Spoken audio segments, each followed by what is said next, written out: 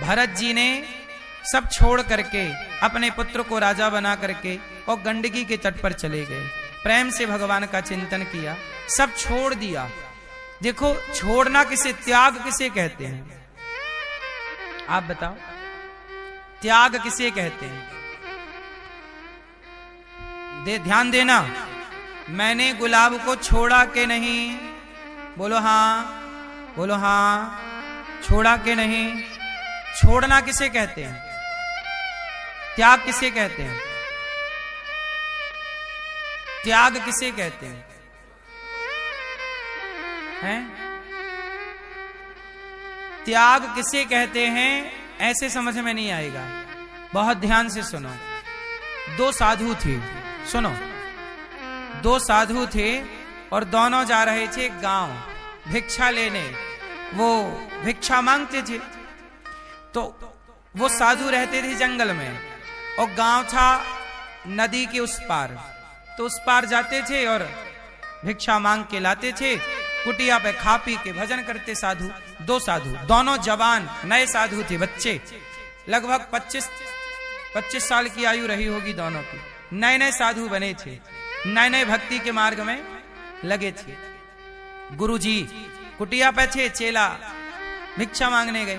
तो दो साधु गए नदी के किनारे। अच्छा, वहां एक सुंदर लड़की नदी के किनारे साधुओं से बोली कि महाराज, हमसे तैरना नहीं आता और मैं रास्ता भटक गई हूं, वो मेरा गांव है, जरा मुझे पार लगा दो। कैसे पार लगाऊं? बोले आप अपने कंधे में बिठा के पार लगाओ। अब साधु, और वो सन्यासी थे, वो सन्यासी का धर्म है, नियम है कि वो स्त्री का स्पर्श नहीं करते। और लड़की बोली कि हमें, या हम डूब जाएंगे, पानी का मौसम हो रहा है, पानी, नदी में थोड़ा पानी भी ज्यादा है, या तो हम डूब जाएंगे, या तो हम यहाँ रहेंगे जंगल में तो कोई शेर भालू खा जाएगा हमें, हम असुरक्षित हैं, कृपया आप हमारी मदद कीजिए। एक साधु बोला, नहीं, तुम लड़की हो और हम साधु हैं, हम तुम्हारा स्पर्श नहीं कर सकते। अरे हम मर जाएंगी। अरे कोई बात नहीं, तुम कुछ भी करो। दूसरा साधु बड़ी देर से सुन रहे थे, उन्होंने अपने कंधे पे उस लड़की को बिठा लिया। साधु ने अपने कंधे पे लड़की को बिठाया। वो लड़की भी जवान थी, सुंदर थी। वो लड़की को कंधे पे साधु ने बिठाया और बिठा के बढ़िया पार लगा दिया। और जब पार लगाया तो दूसरा साधु, क्यों रे, तू तो सन्यासी है, लड़की को पार लगाया, चल गुरुजी से बताएंगे। अब भैया वो पूरे गांव में भिक्षा तो मांगी और भिक्षा मांग करके आया। गुरुजी गजब हो गया। क्या हुआ? गुरुजी आज इसने एक लड़की को छुआ है, कंधे पे बिठाया है। हम सन्यासी हैं, स्पर्श करना पाप है, और इन्होंने कंधे में बिठाया, हाँ, और पकड़ा भी था हाथ से उसको। गुरुजी ने कहा, क्यों आपने लड़की को कंधे में बिठाया है? तो वो संत ने कहा कि गुरुजी, मैंने तो उस लड़की को कब का कंधे से उतार दिया, इन्होंने अभी तक अपने कंधे पे बिठा रखा है। मैंने तो कब का उस लड़की को उतार दिया, वो चली भी गई, और इन्होंने अभी तक उसे अपने। अब बताइए, सच बताइए, कंधे पर बैठाया किसने? जिसने बैठाया वो, या जिसने नहीं बैठाया वो? हैं? हैं? जिसने नहीं बैठाया उसी ने बैठाया कंधे पे, और जिसने बैठाया उसने नहीं बैठाया। क्या समझ में आ रहा है? इसका मतलब ये हुआ कि छोड़ना इसे नहीं कहते। छोड़ना शरीर का छोड़ना नहीं है, मन से जो छूट जाए, भीतर से जो छूट जाए वही छूटना है। अब यदि बाहर से आपने छोड़ भी दिया पर ध्यान उसी का है तो कहां छोड़ा आपने? आपने पत्नी छोड़ दी, आपने परिवार छोड़ दिया, पर जंगल में बैठ के भी आप स्त्री का ध्यान कर रहे हैं तो कहां छूटी? पैसा छोड़ दिया और जंगल में बैठ के भी पैसे का ध्यान है तो कहां छूटा? छूटने का मतलब यह है कि पैसे के ढेर में बैठो और पैसे के ढेर में बैठकर भी ध्यान भगवान का हो, पैसे का ध्यान ना हो, वो त्याग है। स्त्रियों के साथ रहते हुए भी स्त्रियों में मन ना लगे, भगवान में मन लगे, वो त्याग है। एक आदमी बोला हम तो हलवा नहीं खाते। भाई साहब हलवा खाओगे कैसा, मिलता ही नहीं। हलवा ना मिले, आप कहते हो हम हलवा नहीं खाते। अरे हलवा मिलता ही नहीं, खाओगे क्या? हलवा मिल रहा है फिर ना खाओ, वो त्याग है। स्त्री मिल रही है फिर भी उसकी तरफ ध्यान ना जाए, मन ना जाए, चित्त ना जाए, वो त्याग है। मिल ही नहीं रही है, कह रहे हम स्त्री का संग नहीं करते। इसलिए त्याग का मतलब, छोड़ने का मतलब ये छोड़ना। आप लोग सोचते हैं आजकल लड़के लड़की आ जाते हैं, गुरुजी हम घर छोड़ के आ गए, हम परिवार छोड़ के आ गए, अब वृंदावन में भजन करेंगे। सब छोड़ के आ गए, लेकिन यहाँ के भी मोबाइल में इंस्टाग्राम चल रहा है। मोबाइल नहीं छूटा, क्रोध नहीं छूटा, लोभ नहीं छूटा, पराई औरत को ताकना नहीं छूटा, पराई पुरुष को देखना। अरे छोड़ना है तो पत्नी पुत्र परिवार नहीं, छोड़ना है तो अपने भीतर की बुराइयां, काम क्रोध लोभ। और ये त्याग घर के बाहर जाकर नहीं, घर के भीतर भी त्याग हो सकता है। यदि कठिन तपस्या है, कठिन साधना है और सत्संग पक्का है तो कहीं से भी त्याग हो सकता है ना? तो छोड़ना किसे कहते हैं? बताओ वो कौन सी चीज है जो आप रोज छोड़ते हैं?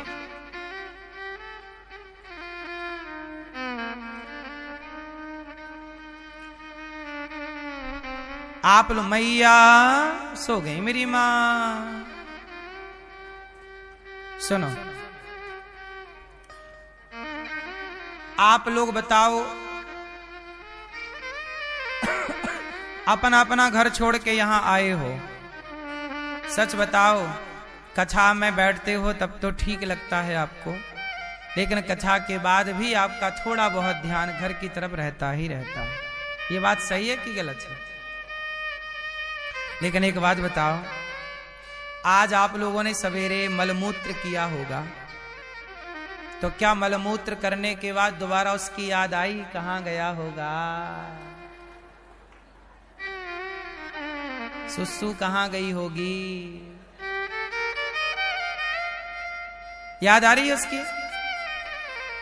त्याग किसे कहते हैं वो हम समझा रहे हैं। जैसे मलमूत्र कर लेने के बाद पलट कर व्यक्ति कभी उसकी ओर नहीं देखता, ऐसे त्याग कर देने के बाद कभी उसकी ओर ना देखा जाए, वो त्याग है। इसका नाम क्या है? त्याग। और त्याग किसका हो? क्रोध का त्याग हो, लोभ का त्याग हो, निंदा का त्याग हो, चुगली का त्याग हो, ईर्ष्या का त्याग हो, द्वेष का त्याग हो। अब कुछ लोग कहते हैं गुरुजी हमने गुरु मंत्र लिया था, केला त्याग दिया था, केला छोड़ दिया था। त्याग फल क्यों त्यागते हो?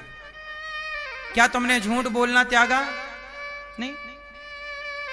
अब भरत जी की बात करता हूं। भरत जी सब छोड़कर जंगल गए और जंगल में जाके एक हिरण के बच्चे से प्यार हो गया। जंगल में हिरण थे, एक बच्चा पानी में बह रहा था, तो भरत जी वहां थे, बचा के ले आए। अब उसे हिरण के बच्चे को खिलाएं पिलाएं घुमाएं फिराएं।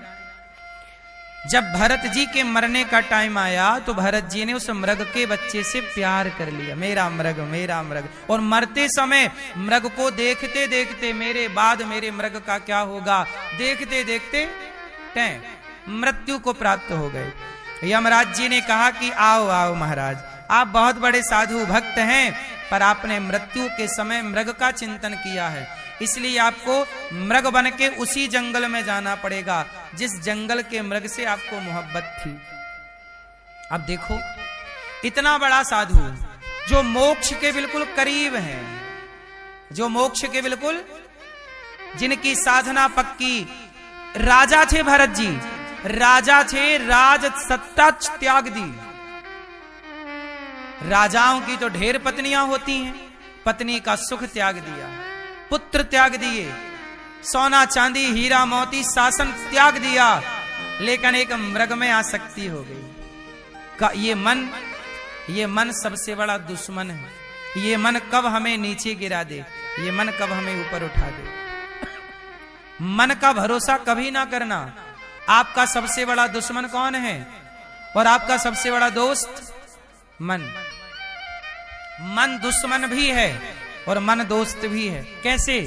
चाबी ताले के अंदर गई, सीधा घूमी ताला बंद, उल्टा घूमी वही चाबी ताले को बंद करती है और वही चाबी ताले को।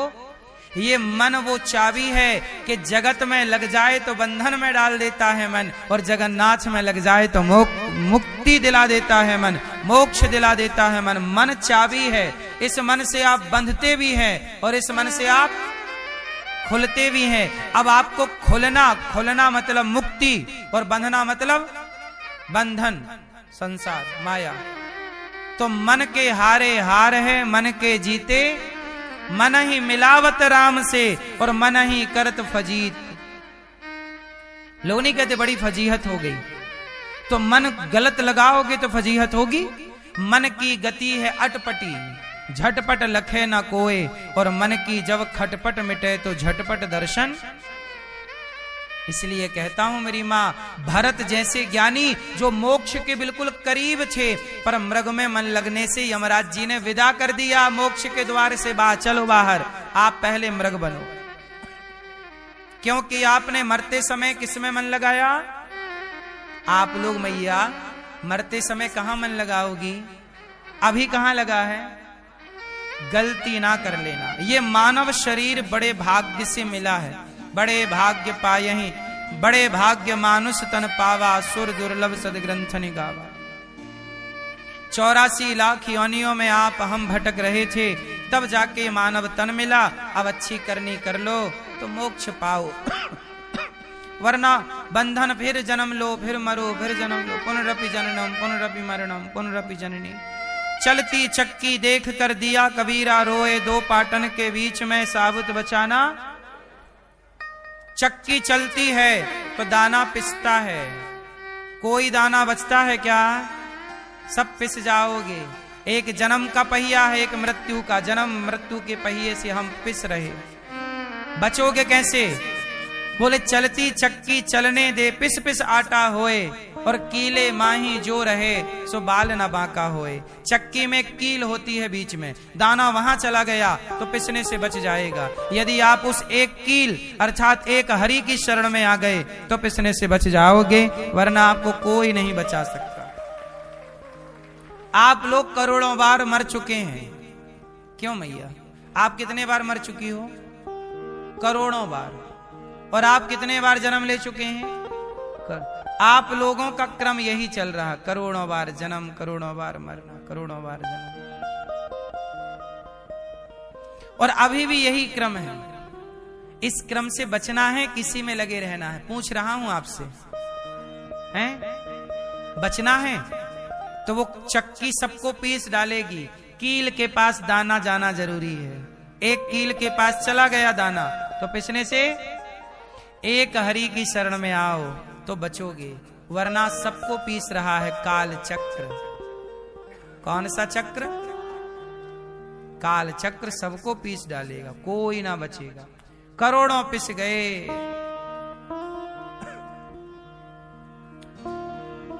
अभी भी मौका है, भगवान की शरण ग्रहण की जाए, आत्म कल्याण किया जाए। सब अच्छा बताओ, सबसे समझदार कौन है? आप में से सबसे ज्यादा समझदार कौन है? आप चलो छोड़ो, आप लोग समझदार किसे समझते हैं? आपकी नजर में समझदार कौन? आपकी नजर में कौन?